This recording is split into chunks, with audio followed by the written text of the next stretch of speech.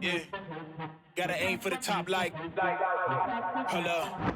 Yeah, I can never doubt myself, I know better. All of you critics be acting like you know better. Blowing the smoke, but I know when the dust settles that I'm in my element. It's evident that there's levels to the game.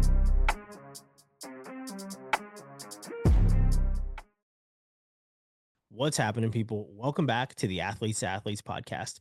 On today's episode, I talk with Ethan Quinn, a Division II football player who scratched, clawed, and sacrificed his way into becoming a Division III basketball coach at Denison University. Ethan talks about the lessons he learned along the journey to getting to coach basketball, along with how they've shaped and molded him as a better coach and recruiter. So I hope you enjoyed today's conversation with Ethan, and as always, we appreciate you listening and watching the A2A podcast. So as I said, welcome back to the Athletes to Athletes podcast. And today I'm sitting down with Ethan. And Ethan, I'm really excited to talk with you because, as I said, I was a Division III athlete. You were a Division III athlete. You're a Division III coach now. So I always love stepping back into that Division III world, getting perspectives, getting stories, getting all of those different things that I may have experienced, but always love to see what other people experience at their Division III institutions. But as I let you know, I always love to start off conversations the same way. So, in that vein, why sports? What was it about sports growing up that pushed you into the sports community? And who were those role models that you kind of modeled, maybe modeled your game after, or people that you were just like, I'm watching, number 57 right now. That's the guy I want to play with, right? For me, it was Dion and Warwick Dunn and guys like that. Who was it for you that you were either maybe watching on TV or maybe it was somebody, that was in your family that pushed you into sports and made you want to join the sports community? Yeah, absolutely. So first and foremost, thank you for having me on. This is great. So crazy kind of story. And we talked a little bit off air of how we're going to get into the transition of playing college football, then college basketball. But it all correlates. So sports for me, twofold. My dad was a college athlete, played college basketball. So obviously I was familiar with it. Growing up, sports were on in the household. And with my dad's job, we moved all the time. So I never really got a chance to get settled and really play, but we Mhm. watched it a lot. Um, and getting into the story here in a few minutes, but my dad actually had an opportunity. He went back and played 1 year of eligibility of college basketball when he was 35 years old.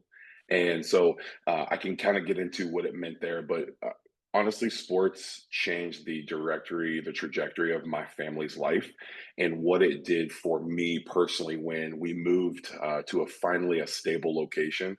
And I wasn't very good being around that college locker room of my dad. That really opened up my eyes of what I wanted to do moving forward. It was like, I want to be in a college locker room. I want to be a part of a program. I want to be a part of a team. And sports was a happy place when, maybe things at home weren't always the greatest. My dad and I's relationship it was hard growing up. It wasn't easy. And when basketball came into play, it was like nothing else in the world mattered. And I think that was something that really sticks with me even today at 29 years old, just finished up my 6 year of coaching college athletics. But sports have been the absolute biggest impact on my life so far as a whole. It has just completely changed everything for my life for the better. It's taught me a lot of lessons. And I truly don't think you can learn as much from sports. You can't learn it anywhere else. I mean, you Mhm. get so much tangible life lessons, experiences, ups and downs. I mean, it's a wild, wild place to live in, the world of athletics. But man, I couldn't have been more prepared for adulthood. If I didn't play sports, I mean, I know there have been areas I would have really, really struggled in that I feel very confident in as a father, as a husband, as a coach, those types of things. So yeah, I mean, just completely impacted my life in a positive way. Yeah. So, we were both Division III football players and from my perspective, I loved playing Division III because it wasn't about the fanfare, right? You obviously had some spotlight on your own campus, but it wasn't about those things that everybody talks about on a Saturday when they're sitting at the tailgate and they're, oh, this guy is a 5 star, he's a 4 star, this NIL deal, that NIL deal. And obviously, when I was in college in 2005, 2009, none of those things came into play, but it was the love of the game a lot more so on that level because guys just wanted to play. when it came to you deciding what sport you were going to play at the next level, why was it football instead of basketball? Because like you said, it had, basketball had such a stronghold on you and your dad's relationship. So why was it football for you? Sure. So I want to make a correction or something to go forward with. So coaching for me at the D3 level now, I actually played Division II Okay. for Yep. college football. And so the size of the school was smaller than most Division IIIs, but I ended up playing Division II. Uh, to go into that question, it was basketball is what I wanted to do the whole time. I didn't want to play football. I love watching football, but like, I was 10, 11 years old. My dad's 35 playing college basketball. That's all I wanted to do. And I was the big kid that couldn't chew gum and walk at the same time. I was the kid that was, 6'1", and everybody else is 5'5" and below. And I've been 6'6", 6'7" since a senior in high school. And so I was not very good at sports, and basketball was just always that happy place. Going, my dad coached after, and um, yeah, it was just my happy place when I wasn't very good, to be honest with you. And so then I get to high school, we get a new high school football coach. I'm from small town, Southern Appalachia, Ohio. We get a new football coach. I'm the biggest kid in the high school as a freshman. I go meet with him. My mom's the secretary, and I'm just like, hey, coach, congratulations on your job. I wish you nothing but the best. I'll be at as many games as I can. And he's looking at Mhm. me like, you'll be as many games. This town shuts down on Friday nights for football. And he just begged me and wanted me to play, and I'm like, trust me, you don't want me to play. Long story short, for some reason I believed him and I trusted him, and it took me 2 years to figure it out. And when I got through my junior year of football, high school basketball at my high school was kind of a train wreck, to be honest with you. It was like the 3 or 4 coaches in 4 years kind of thing. It was a really Mhm. nasty situation. Football, we were really good. And what I realized was, I'm like, okay, my dream of playing college basketball is probably out the door. I was a 6'7", 280-pound, back to the basket, somewhat athletic post player that I knew my role and I was really good at it. But nobody's taking that off of a 4-win team a year. Yeah. And so, uh, my junior year, we went 10-0 in football, second round of the playoffs, won the conference. I was starting at left tackle. I mean, things really started to pick up in that aspect. I remember I got my first recruiting letter. Somebody wants me to play college football for them. Um, so with all of that, when I get to my senior year, I decided not even to play basketball, which was really, really, really difficult for me because my childhood dreams are gone at that point. I'm Mhm. like, I didn't have a good high school career. I'm not playing college basketball. I didn't want to be a doctor. I didn't want to be an athletic trainer. I didn't want to be a teacher. I wanted to be a college basketball player and a college basketball coach. And I saw my whole childhood dream just going out the window.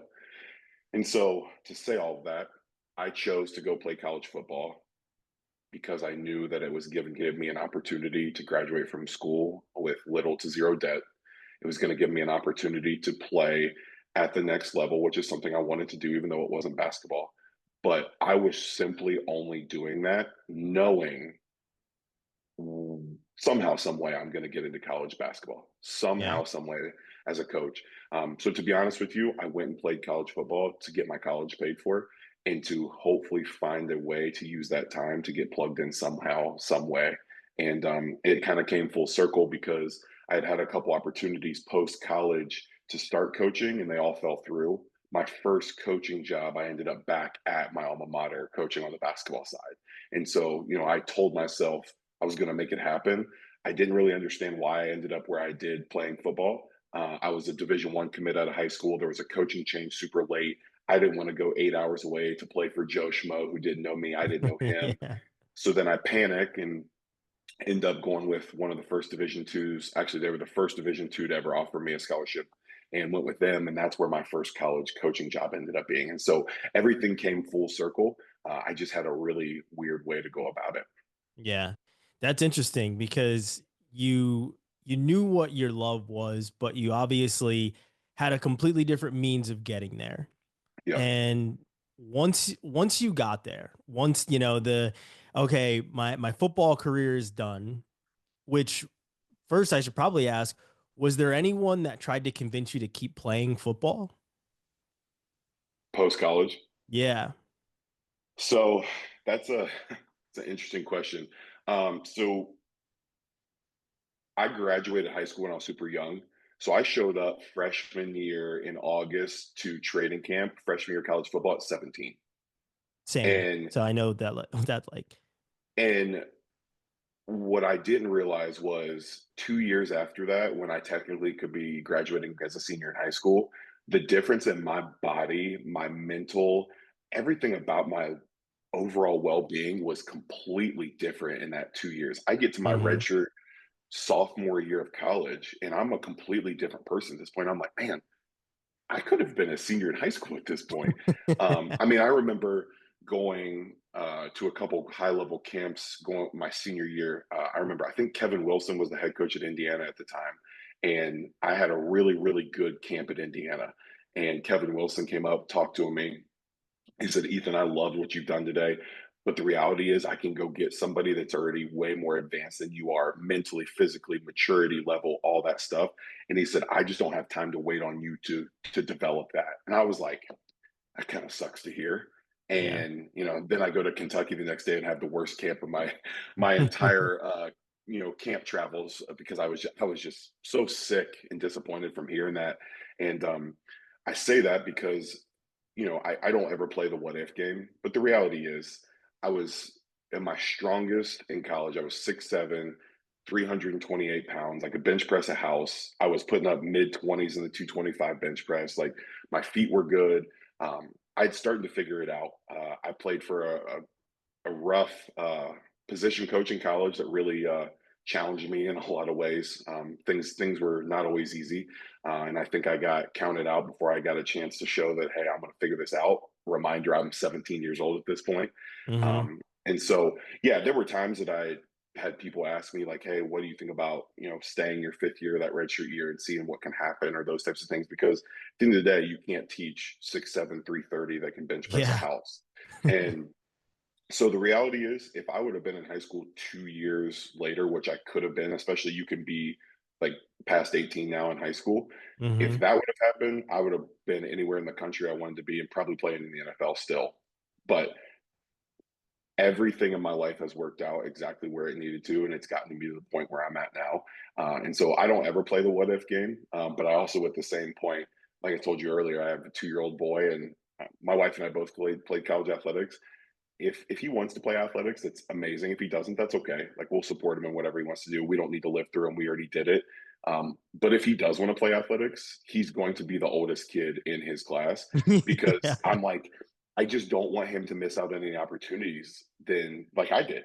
And so I'm like, if he wants to go play at Ohio State and play in the NFL, I want him to be prepared to do so and not have to wait 2 more years or just be that underdeveloped kid because that's what happened to me. And so, yeah, it's kind of a long version of that question, but yeah, there were times people had asked, you just take a look at me and you're like, "What are you doing?" And but the same reason why I didn't go back for my fifth year of playing college football, my body, my mind, I was done. Mhm. I could not play another snap of football. Didn't want to go back and get grad school taken care of. I didn't want to go back to school. I was walking across senior day.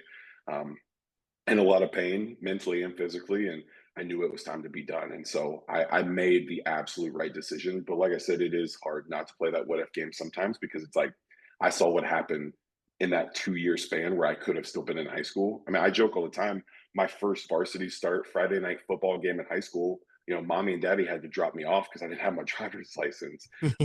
And so like that's the biggest kid in the school was getting dropped off by his parents because I'm so young. And so yeah, it was a very, very interesting journey to get to that point. But like I said, if my son wants to play, he's going to be the oldest kid because I don't want him to miss those opportunities like I did.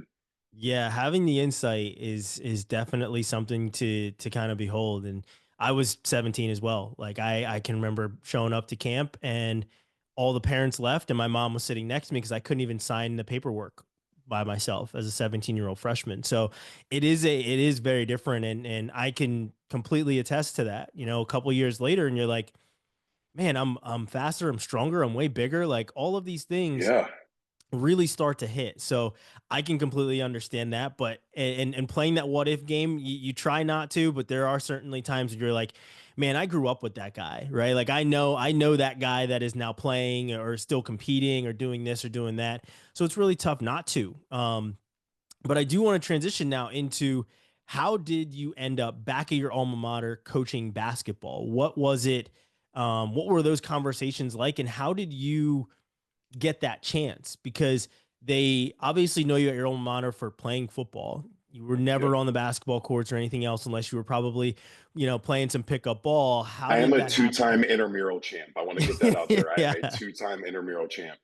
So yeah, this part of the story is so fun to talk about, because you hear all these stories about how coaches start from the ground up, right? You're sleeping in their office, and eating just slices of bread, and like that was all they could Yeah. afford, and sleeping on guys' couches, and yeah. So I've had a very unique journey to get to that point. So when I graduated from ODU, I graduated in 2017. And I was lucky I had zero college debt when I graduated, but I also didn't have any money to my name because I couldn't work or didn't have time for a job or anything. Yeah. And so when I left there, I thought, okay, I don't really want to go back to like grad school and get a GA job, but that probably might be my only way to get in somewhere, or I'm gonna have to volunteer. One of the two. Like nobody is hiring me with a paid salary when I didn't even play senior year of high school basketball. Yeah. And so I took the first year. Luckily, my dad's parents, my grandparents, they lived just outside of Columbus where I was at, and I just told them, I said, "Hey, I'm going to work 4 jobs. I'm going to work 80 hours a week. You'll never see me. I just need somewhere to lay my head down at night for a year. Like, I just need somewhere where I can save enough to get in an apartment." I was like, "I won't bother you. Like, I'll get my own groceries." Grandma obviously made dinners, which was great, Yeah. but I was like, "Hey, I just need somewhere to lay my head down. I probably won't sleep much, but I just need somewhere to stay."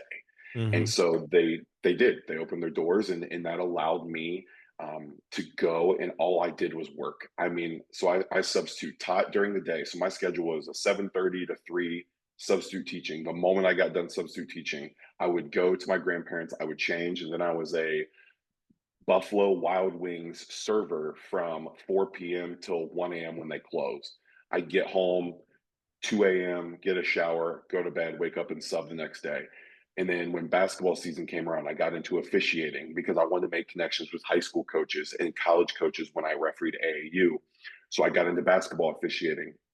So during basketball season, I would substitute teach. I would referee games at night. Saturdays, I would do like 5 little kids games in the morning. I would do a varsity game in the afternoon, a varsity game in the evening. Sundays, I would go to church and I would knock out like 10 youth games during the Sundays. I mean, that was my life. I worked for a scouting service. I mean, I did everything I could have possibly throw my name in to make money. I did it. And so I was working 80 hours a week minimum, and for a year. And after that, I was able to get my own apartment. At this time, I got my own apartment, but I'm eating ramen noodles and peanut butter sandwiches, and like Yeah. that was my steady diet. And so I worked 2 years, and then I finally am like, okay, I think financially here, if I need to volunteer somewhere, I can figure it out. If I needed to get a GA job, I can figure it out. And I wanted to scratch that itch. Yeah, I mean, I was hurting at this point. I was like, I gotta start this. And so, like I said, I had 2 opportunities laid out, 2 different ones. Both of them didn't work out for one reason or another. And I'm like, okay, Lord, why is this happening? Like nothing has worked out the way I wanted it to so far. And I finally thought I was gonna get in, and I didn't. Like, what is going on here? The head coach at Ohio Dominican, where I was, he left and took another Division II job down south. The assistant I knew just from being there, playing football, intramurals, that kind of thing. And when he got the job, I reached out to him and I said, "Hey, I would love to just come and chat with you for a few minutes." Hmm. So I walked into his office and we talked, and he already had his staff picked out. And I was like, "Listen, I will work for free. Like I don't care if it's I will do your own laundry if that's what I Yeah. need to do." I was like, "I will do laundry, I will mop the floors, I will keep the clock at practice, I will drive the furthest recruiting trips for you. I'll do whatever you need me to do." I said, "The reason that you want me here is I'm working for free. I will work harder than anybody. And I went to school here. I just graduated from here 2 years ago. So I can tell these recruits exactly what it was like to be a student athlete here." And I'm like, that is where I provide value. And obviously, at that point, you're a brand new head coach and you got some young guy that wants to do his own do the head coach's laundry. And, Yeah. I was like, I'll do whatever you need me to do. And he took a chance on me. And so that's what I did. And I was very thankful. He allowed me to do a lot. I mean, I did on the floor instruction with the guys, scouting reports. I didn't know what I was doing, but man, I tried. I gave it all that I had. And, he would say, "Hey, I need you to go this place to recruit, this place to recruit." Sure, I would do it. And so, actually, at a job fair, I was walking across campus. I had just taken the job as a volunteer. There was a job fair for all the students, and I walked past. There was a Nike booth, and the general manager at one of the outlet malls, it's like 20 minutes from Columbus. He had a sign that said, it was something like multiple shifts throughout a day, or like evening shifts or something. And I just like looked at it. Long story short, I got with him, and he said they actually had a shift starting at 4:30 in the morning to 9 a.m. before the stores opened up, where they would have somebody get the stuff off the trucks. I'm getting a box of 100 sweatshirts off the trucks. Hmm. I'm putting hangers on them, those little stinking size tags on the hangers, Yeah. and then I'm organizing them, or I'm going through all the shoe shipments and organizing those. And I was like, I want to be in the office every day because it's the only way I'm going to learn. And I'm like, huh, maybe if I do this, I'll have enough money to at least like keep my apartment and eat more than peanut butter every day. Yeah. Um, and I thought, okay, even if this just pays my rent, I can do this. So I got a job at Nike. So I worked 4:30 in the mornings to 9 a.m. So when the store opened up, I left, I clocked out, and I would head into the office. I did that because I got to just sit and listen, and I got to learn, and I did that 4 days a week. And so there were some long days in there. I would get in the office. I'd work from 4:30 to 9, get in the office, do a workout with one of our guys, do some laundry, watch some film. We would have practice, and then he was like, "Hey, I need you to head to Cleveland to recruit tonight." Cool, no problem. I got in the car, I drove to Cleveland. Cleveland's 2.5 hours away from Columbus. I get back home at 1 a.m. My alarm's going off at 3:30 to be at work by 4:30. And like, yeah, that sucked, but I didn't know what else to do at that point. And I'm like, if this Hmm. is my way and I'm going to do it. And so I did that for a year. And then I realized, okay, I'm going to not be able to function if I do this for any more than a Yeah. year. And so I made it through the first season, and our top assistant left, took another job. They promoted the second guy up, promoted me up. So I got my first promotion. And then I was lucky enough, I got plugged in with a kind of a remote sales job that allowed me to work from the basketball office. And so I was in the office every day. I had two full-time jobs I was working at. But yeah, that's kind of how I got started. And so that was just an unbelievable opportunity for me. It was a long 2 years. It was not always, sunshine and rainbows for 2 years. But at the end of the day, I will always, always be in debt to that head coach, that program, that staff, that took a chance on me, because they had no reason to do so. And that allowed me to get into 4 years where I'm at now. I'm now the top assistant on staff. Got my first full-time job. And so, yeah, just very, very blessed, even though the journey was not always easy. Yeah.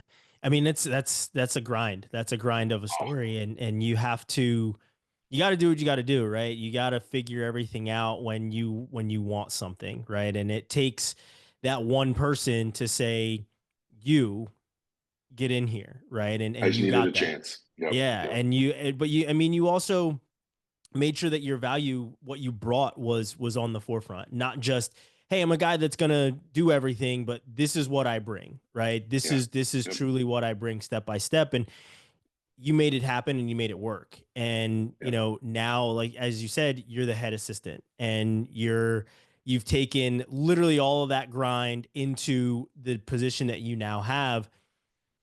I want to talk about the recruiting angle of all of it, because as you said, you were at a Division II school, obviously very different, but you were also driving all over, grinding to recruit and bring guys in. Yep. Now you're at a completely different school, a place where you had to learn the ins and outs, because you weren't a student there. So it was a lot different for you to be Yep. on a new campus, learn the new campus, learn the new coaching staff, learn the students on the campus. What was that transition like for you? And how hard was it to leave your alma mater when you found this new opportunity? Yeah. So I always try to give credit where credit's due. I always try to let people know how much I appreciate them always. And I'm appreciative to my dad for introducing me to the game and allowing me to be around that program at 10, 11 years old, right? I'm always in debt to the head coach at Ohio Dominican that gave me a chance when he didn't have to. Um, I'm always in debt to the assistant coach that was at Denison the last couple of years. He actually played for my dad at in college, and so that's how we knew each other. He was at another job. He got the top assistant job at Denison, and so when I left Ohio Dominican, he reached out to me. He's like, "What are you about to do?" And I'm like, "Honestly, I think I'm about to coach high school basketball," which just sounds terrible. I was like, "No." He was like, "Well, we got a new coach at Denison. He's looking to add somebody on staff. It's not paid, probably some summer camp money, but he's looking to find somebody that can really focus on recruiting." And he said, "I don't know how many people do it better than you do." And he said, "I'm willing to throw your name to him if you're willing to take the job." And I was like, "I don't know anything about the Division III world." I was like, "I don't know anything about the high academic space. Like I barely graduated college." I'm like, I don't know anything about this." And I remember he was like, "Do you want to coach college basketball or not?" And I said, "Yep, sure do. Let's do it." Easy answer. And so I jumped on a phone call or a Zoom call with the head coach, and he didn't know me. He took the assistant coach's word for it. We interviewed, and I told him, I said, "Listen," I was like, I still have this remote sales job at the time. My wife and I are together at this point. And I'm like, "I'm willing to do whatever you need me to do." Said it's going to take me a while to learn about a completely new level, a completely new school. The high academic space is a whole different thing in itself. I Mhm. said, "But I will do whatever you need me to do, and I will get to work." And Denison men's basketball and historically has not been very good. And I just told him, I said, "If you're actually wanting to change this program, I'll do it." I was like, I will do it." And that's just kind of how I approached it. And obviously for him, once again, you got a guy that's coached college before that's willing to do it for free. And so I kind of took a step back. But what I didn't know is it was going to lead me to the point now, 4 years later, that I'm in a spot that I couldn't have ever imagined being in, honestly. And so, yeah, I'll always be in debt to the assistant, Devin Price, for giving me just a little bit of a nudge and also just sticking my name into somebody's plate that really could have just gotten rid of it. And then, our Mhm. head coach, Chris Sullivan, took a chance on a college football player that kind of liked basketball and coached in the past for free, but like he had no reason to take me on. Especially, I told him, I said, "I know nothing about the school, I know nothing about the space." And he took me on, and my journey just kind of skyrocketed from there. Our second assistant, halfway through my first season, had to leave because of some health issues. So then I go from helping where I can, recruiting pretty hard, to, "Hey, do you want to start doing scouting reports?" "Sure. Yeah, let's do it." So I did it. And then the second year, it's Devin and I, and we're doing everything together, grinding together, recruiting together, scouting reports, on court instruction. He and I are going to town, going to work on it. And I never ever treated it like a volunteer spot. I never ever treated it like a part time spot. I mean, I was in Mhm. the office every day. I mean, our head coach sometimes he was like, "I don't think, you don't need to go recruit tomorrow." I'm like, "Yes, I do." Or he's like, "Don't, just get these three things done. Just do it that way. Don't worry about these things." I'm like, "Do you want these done?" He's like, "It's not a big deal." I'm like, "Okay, I'm going to get those done." I'm gonna Like, get them all done. Yeah. I'm just going to do it. And so it allowed me to continue to move up. And then Coach Price got the opportunity to go to the Division I level this past year. And our head coach looked at me and he said, "There's no reason I would ever open this job if you want it." He was like, "You've earned it. I would want nobody else to take this job." And so 5 years of coaching, year six was my first full-time assistant spot. And all season I was in awe of, like, "Oh my gosh, I made it. Like, this is what I wanted."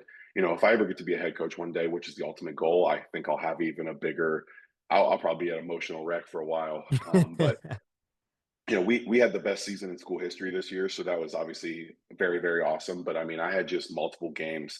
I just sat on the bench pregame and just kind of looked around. And I just tried to embrace where I've gotten, and it was not always easy, but Mhm. just so thankful to be where I am, and make that transition.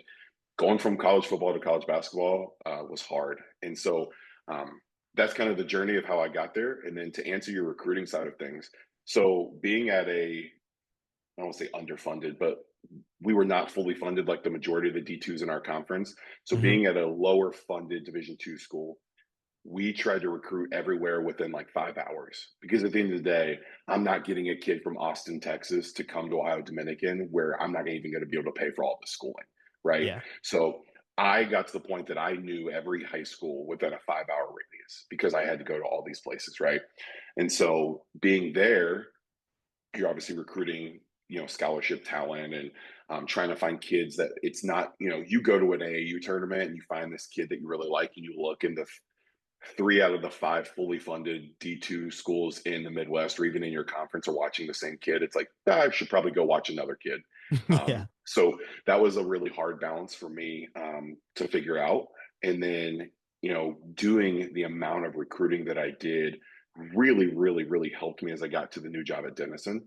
But now I'm going to Division 3 athletes, high academic space. Like, I didn't fully understand how, if a kid, I thought a 3.3 GPA was great. But at Denison, there's 15,000 kids trying to get into school. They're going to take 600 or 700 of them. A 3.3 is, that's laughable at times, Yeah. because the transcripts and the stuff that you're getting at the school is wild, right? And so, I mean, I had to really, really learn what it was about, and I also had to stop fighting it. Like, it was so hard. I found so many kids, and I'm like, this kid would be the best player ever to come out of this program, that I like could easily recruit him. But if you don't have the grades, I can't do anything about it. And that part was really, really difficult. Um, at Denison, obviously, our bandwidth is a little bit larger. Our Hmm. reach is a little bit larger. Like, when I was at Ohio Dominican, I don't have anybody from California reaching out to me like, "Hey, I really researched the school and I want to be there." It's like, that just wasn't real. At Denison, there's a lot of kids from California, Florida, Connecticut that are reaching out, and they're like, "Hey, I've done my research on, the high academic schools in the Midwest. That's where I want to be. I really, really like the data analytics program at Denison. I've done my research on that." Or, "Hey, my mom is a Denison grad, had a great experience." Or, "Hey, my dad's coworker played football there, had a great experience." Like, we get leads like that all the time. Like, if you look Hmm. at our roster, we have a lot of Ohio kids on our roster, but we have kids from all over the country. And so now it's my travel. Instead of at Ohio Dominican, I was not flying anywhere. We had $10 in our recruiting budget. I was not flying anywhere. I didn't have enough money in the recruiting budget to get food sometimes going to a trip. It was enough gas to put in my car. Like, half the time we couldn't even get a rental car. And so now I get to a place at Denison where there's a lot of resources. And because they know that you have to go find these kids that are a lot further away than just in my backyard in Columbus, I'm still going to get those kids, but it's just fewer and far further between because of the GPA and the grade requirements to get into school. But so now my recruiting is, I'm going to Pittsburgh. I'm going to Chicago. I'm heading down to Houston at the end of May. I'll be heading out to Los Angeles for an academic showcase in July. Um, that's what that travel is starting to look like. And so the reason for that is I've got to go into areas, high schools that make sense for the school. And that was hard because I'm like, to find really smart kids that are also really tough and are really willing to make winning plays over and over and over again, sometimes doesn't always, those two things don't always correlate. Yeah. And I think what Denison in the past, I think they were just finding the most talented, smart kids they could find that kind of liked basketball, and they rolled out a team.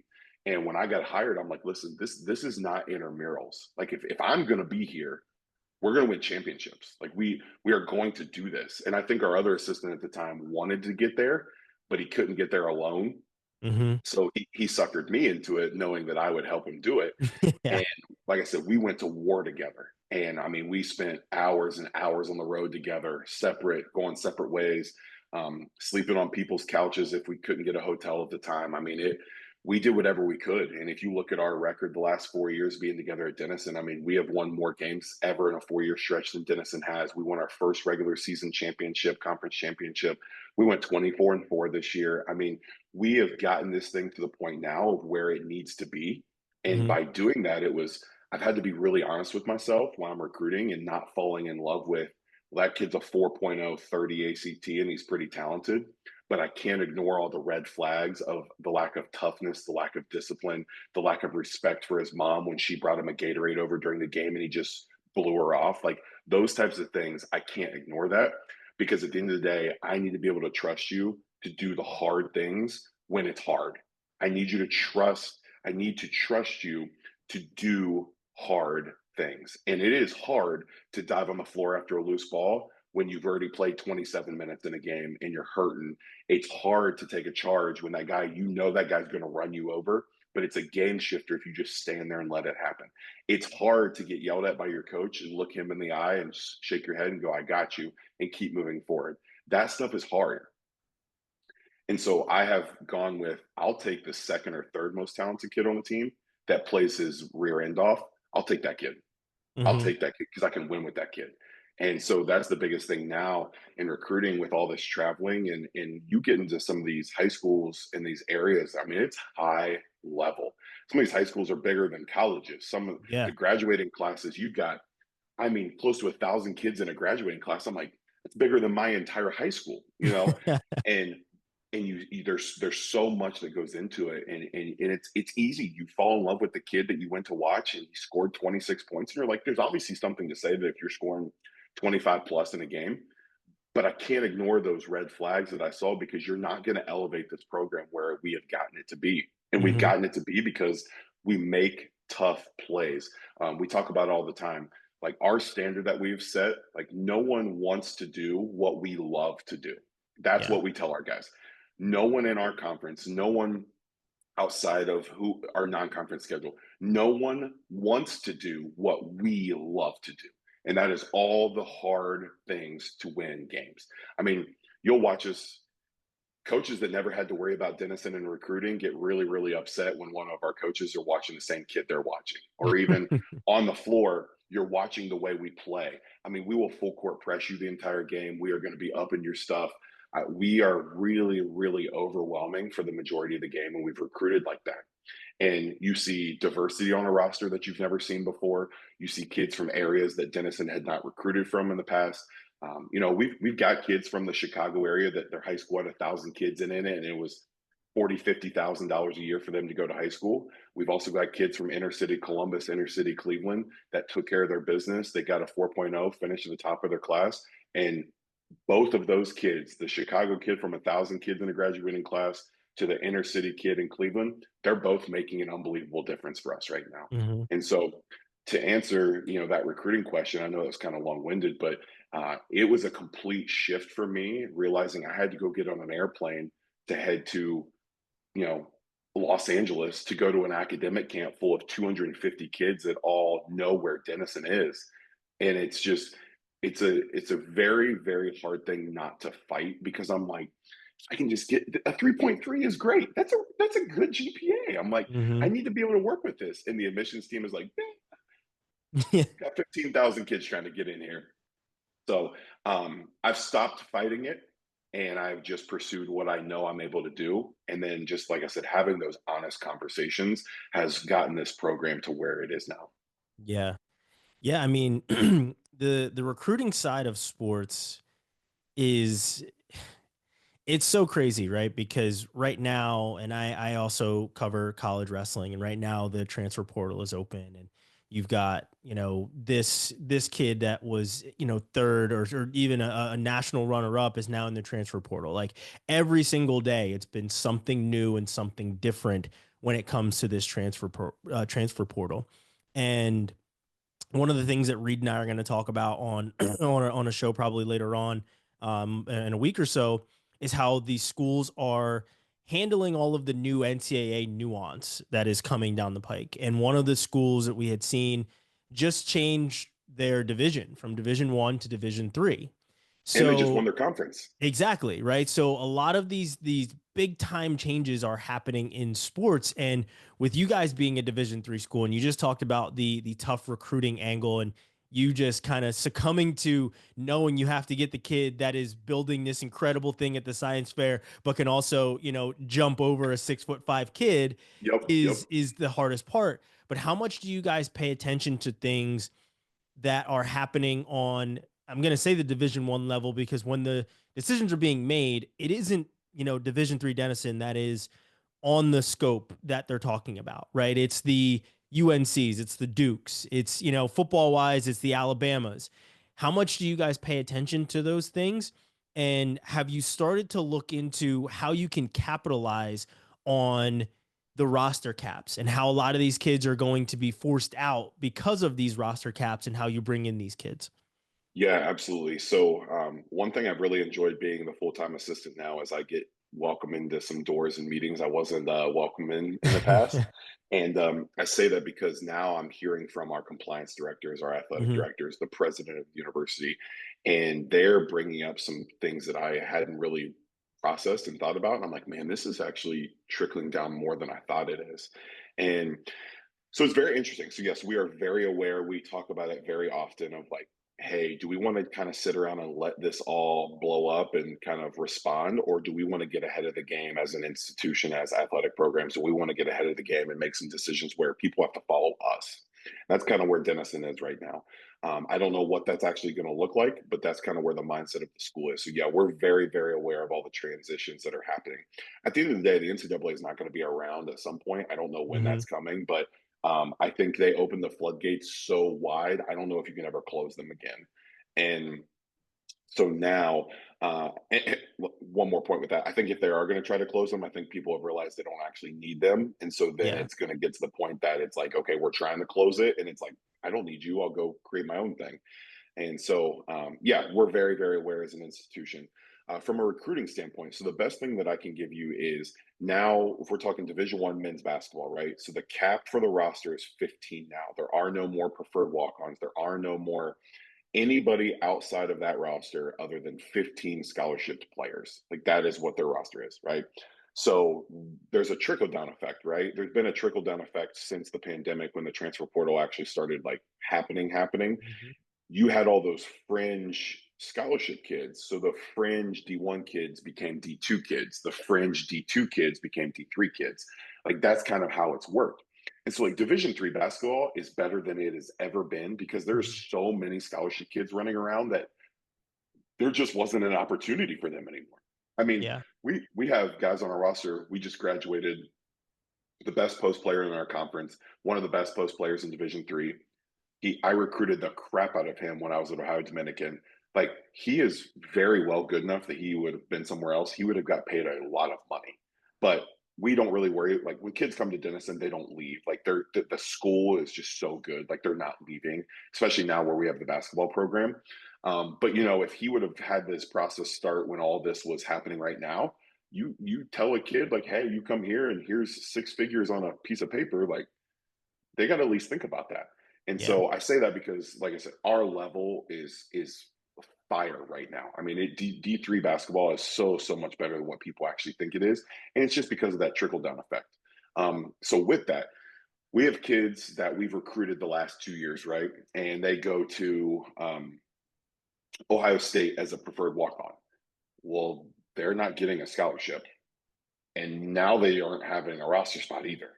And so then it's like, okay, now we're reaching out to that kid or hoping that kid reaches out to us. And it was like, hey, I'm looking for a home. Or we're like, hey, there's not a spot for you there anymore. Would you like to entertain us again? So that's something that we're looking into is, okay, what kids did we recruit that ended up taking that preferred walk on spot that now don't have a home? Is it somebody we can kind of get down to us, come to Denison for 2 or 3 years, play, and move on from there? So yeah, that's how we've been kind of navigating that roster cap spot from Division I. But the trickle down effect has pushed some kids out that probably didn't deserve to be pushed out. But at the end of the day, where it is now with all the eligibility changes that are happening, like if you're a Power 4 coach, there's no reason for you to go recruit high school kids anymore. There's not.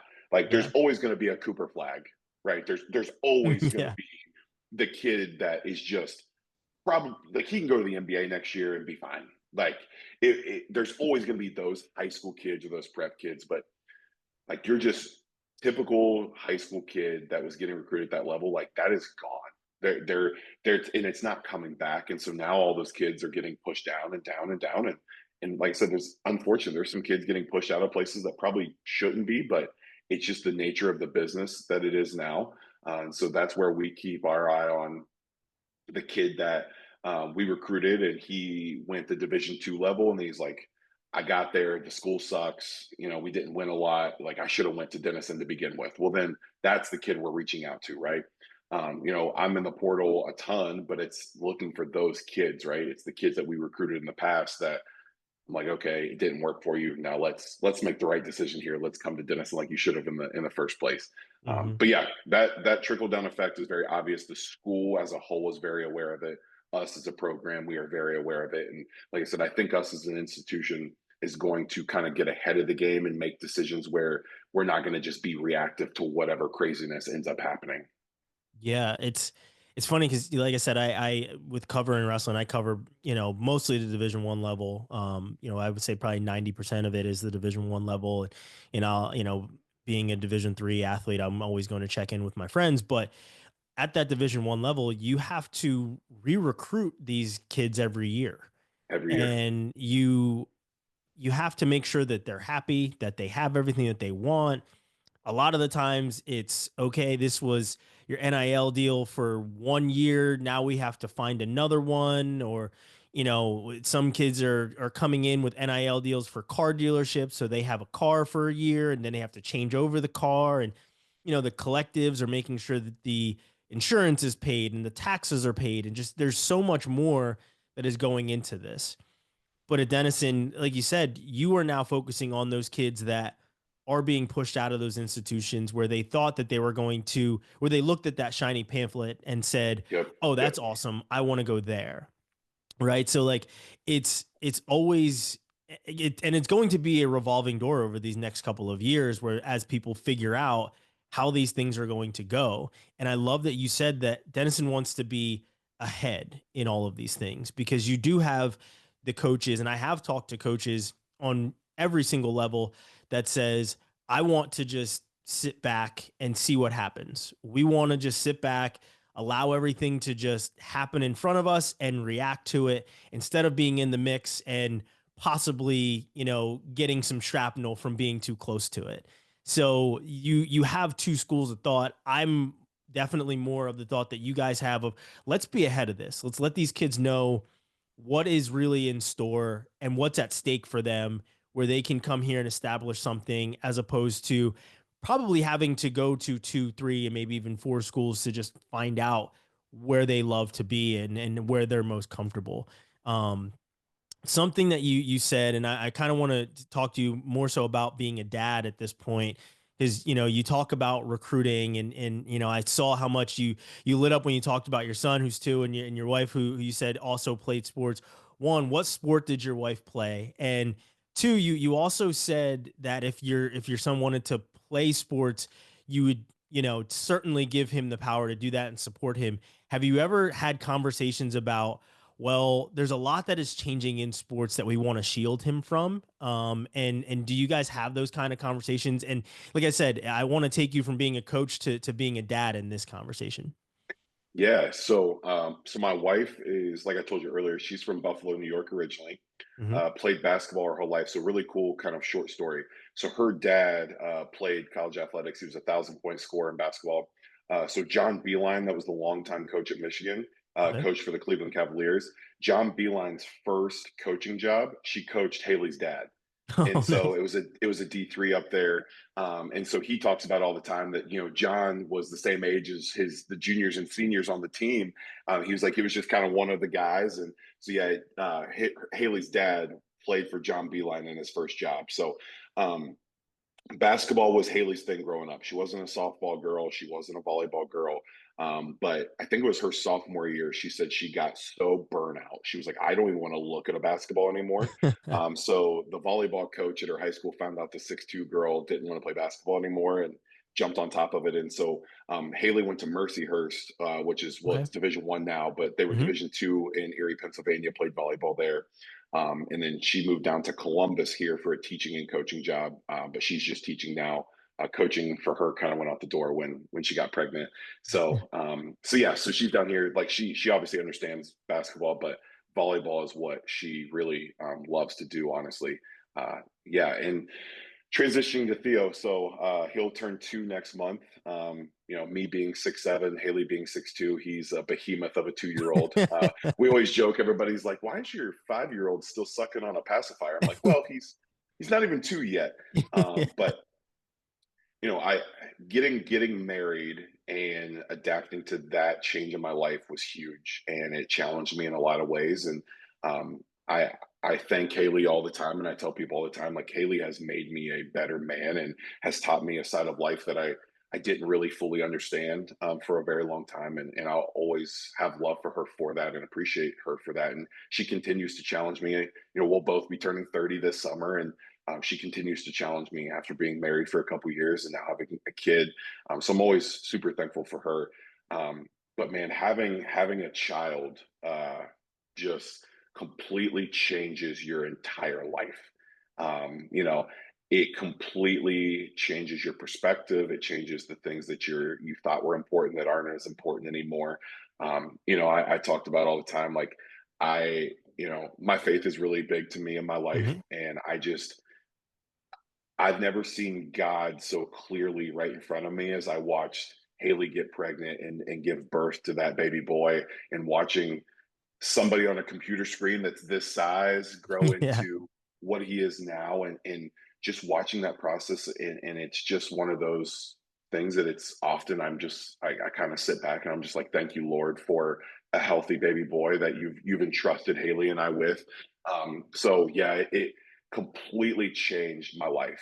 And I've not been perfect, but I have tried to be the very best dad I can be to him, and support Haley. And going through the pregnancy process, post pregnancy, it's not easy. People don't really warn you for all the things that come with that. And so, there's stresses on your marriage because the kid's not sleeping more than a 45-minute stretch a night. And you don't realize how much I'm like, I'm really upset with you right now. And I don't know why, but I'm upset with you. And it's like, oh, neither of us have slept for longer than 45 minutes straight. Or you know, Haley going through a lot of things post pregnancy that people don't really talk about. And that's a really hard thing to manage and balance. And, Yeah. we had to really work through those things together. And I think the common theme as we navigated those things together was we had our eyes on that baby boy. And it was like, we need to be the best that we can be for him. And if we're not being the best for we can be for each other, then he's going to be getting a disservice from us. And Yeah. so as we talk about trying to start for that second child here soon, that's something we have talked about, is like, finally we at least know what we know now, because we didn't know anything beforehand. But I think we'll have a better grasp on that process moving forward now. But to answer your question from the sports side of things, obviously it's probably going to be really hard for him not to play sports just Yeah. because daddy coaches. We watch a lot of sports. He's got the basketball hoop in his room, all that types of stuff, right? But we don't have to live through him. We don't have to, the dream we never got to live. Like, we both played college athletics, we had a great time, and so if he wants to do it, it'll be great. Like, I hope he does. And if he doesn't, if he wants to do something else, like, let's do it. But like, his two favorite things right now are race cars and some sort of sports ball. And Yeah. that's his favorite thing. He sees the D for Denison on daddy's clothes, and he's like, ball, ball. And so he Yeah. knows. um Funny thing. So I joke all the time. I'm like, I think all this NIL stuff it's insanity. I Yeah. don't think the reason for it is insanity. I think the reason for it's actually really, really good. I think how we got to this point and what we're doing right now is the definition of insanity. With that, I'm like, I'll play the game. If I've got a 5-year-old that looks like he's 10, I'll play the game. I'll get somebody to bait and pay me a lot of money. They give money to basically anybody now. So I'm like, Yeah. listen, I joke all the time. I'm like, I'm gonna have a third grader with a $500,000 uncrustable NIL, and I'm like, we're just gonna eat uncrustables for free for the rest of our lives. And I'm just like, I'll play the game. Like, I'm not stupid. I'll play the game, even though I do think it's insanity of what it's gotten to now. But I'm like, hey, somebody wants to write me a check, let's do it.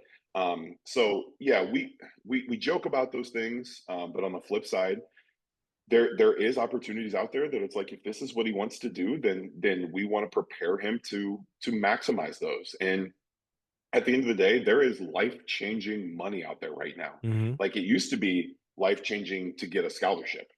Now there's life-changing money where it's like, you know he could pay off, my mom and dad and Haley's mom and dad's homes and cars, Yeah. like that kind of life changing money. And so we just talk about it. not as frequently as you may think with him being younger. And once again, like we don't have to live through him. But we have talked about, like, we just want him to be set up with the best opportunities possible. We just bought a new home this past summer. The school district he's in, he's going to get an unbelievable high school education. We don't plan on moving anytime soon. So he's going to get an unbelievable education. The football team just won a state championship this past year in the top division in Ohio. The basketball team went to the Elite Eight. So, like, there's good sports programs. Every time we drive by the baseball fields, the baseball team is killing it. So I don't know anything about baseball, but if he wants to do it, go for it, man. There's a lot of money in that sport. So yeah, we have those conversations, but right now it's just more so making sure he's healthy, making sure he's safe, and just developing him as a little boy as much as we can. Because as you know, when you start really, really diving into the athletic world, there's no stopping. Yeah. There's no stopping it. And so I just want to enjoy as much time with him as we can before we get to that point. But luckily, I think Haley and I have such a good headspace about it. I'm not really worried where it would take us. Yeah.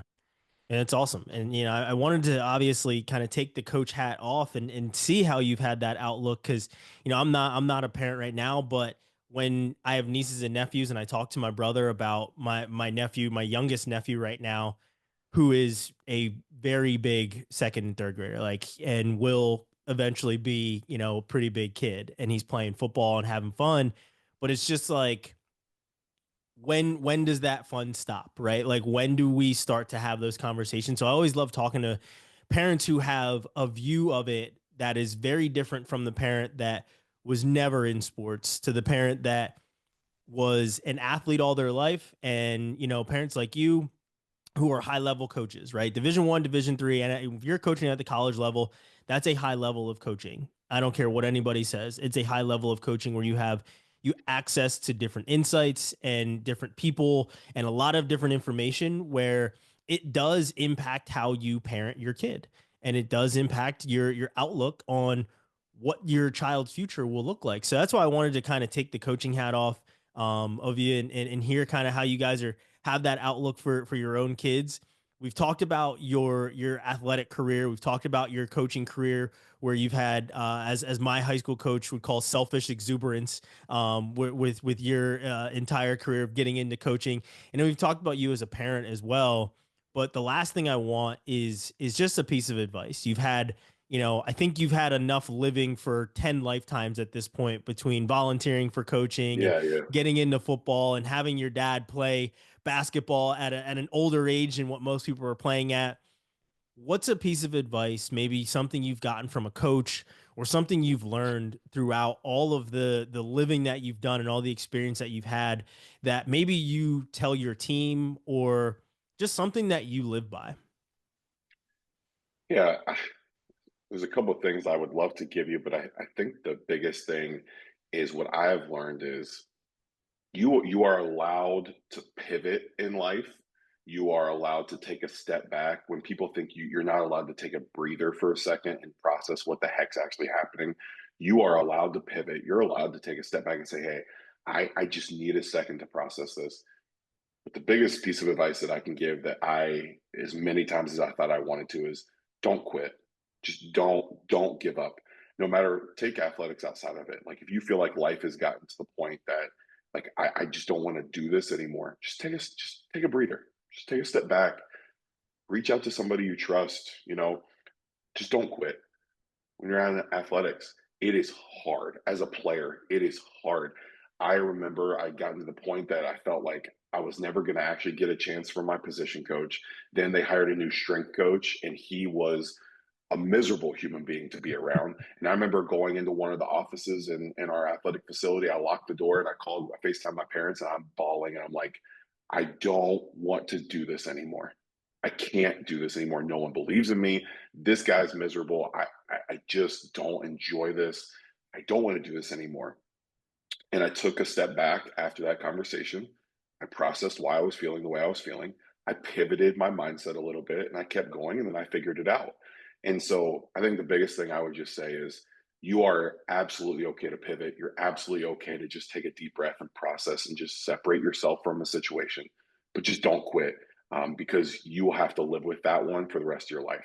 Just keep going, keep going. Because if I would have thrown in the towel in a couple situations in my life, I would have been sitting with that now at 29 years old in a really rough place. And so I think that's the biggest thing is continue to believe in yourself, even if people don't believe in you. Like if there is a self belief and a self determination there, like there's some power in that. You know, my dad used to say all the time when I was in college, finishing what I had started, he just would text me or just say, I believe, I believe. And like I got to the point that I started believing. And then at the end of the day, that's what matters. And so just believe in yourself because you're more powerful than you think you are. And just don't quit. And it's easy to do that, but if you don't, I promise there will be something that comes out of it. Yeah. I mean, that's great advice. I mean, that's pretty awesome. Whether you're an athlete or just a normal person, taking a step back is always better than quitting. So, Yeah. man, I appreciate this entire conversation. This was really awesome to listen to your story of going from football to basketball to literally everything that you've done, you know, sleeping on couches. And I think we've all had those times where, as I said, we had to have some foolish exuberance. And that's probably how you can kind of sum up, you know, your career of getting into college coaching is you just had to have, you know, faith in yourself and let people know what your value was and what you bring. And I think you're making a huge impact. I think it's really awesome. And I can't wait to see, you know, what Denison does. It's definitely a team I'm going to be paying attention to from here on out, knowing how much work you put into just the team and the recruiting and how much I mean, how much love you guys have on that campus. So, man, I really appreciate it. It's awesome to get to know you and get a glimpse into what Denison is doing. And I can't wish you anything but luck. So I appreciate the conversation today. And I'm so happy that I got a chance to sit and talk with you. Thanks for the time. I really enjoyed it. If you ever need anything or want to do this again, I'm happy to sit down.